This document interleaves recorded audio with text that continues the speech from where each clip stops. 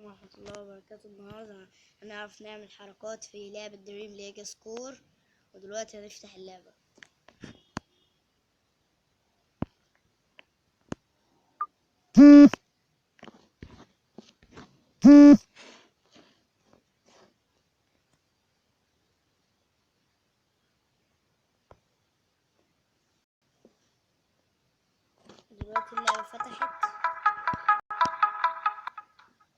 دلوقتي اللعبة فتحت وهنفتح الماي كلوب.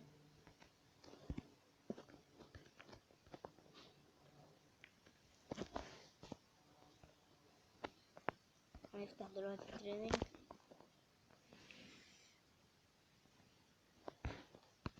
دلوقتي انا هبقى ماشي بالكرة مثلا، وهجيب صباعي من اول الشاشة لتحت هيعمل الحركة دي، من فوق لتحت هيعمل الحركة دي. يعني احط صباعي من فوق لتحت هيعمل الحركة دي، من فوق لتحت، ومن تحت لفوق هيعمل كده، ومن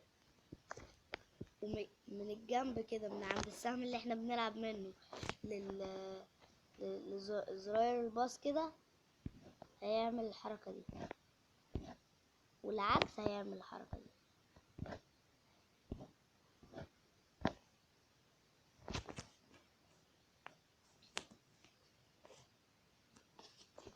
بس هي دي الحركات، وهنطلع دلوقتي هنجربها في الماتش.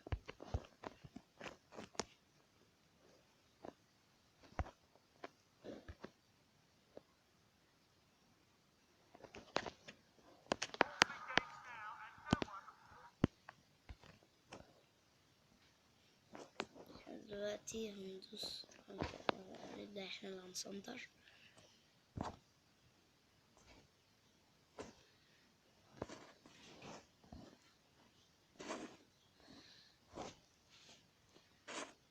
اهو الحركة هي بتتعمل بقى كده، هنزل صباعي من تحت لفوق،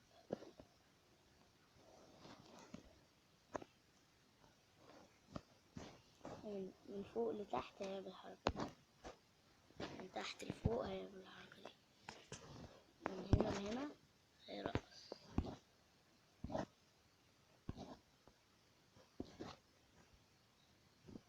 وأديهم اللعيبة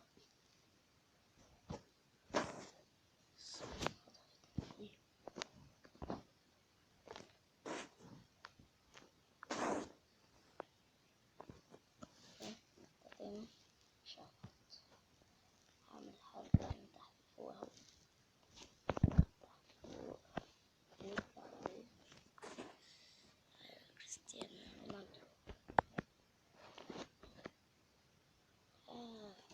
دي بطة.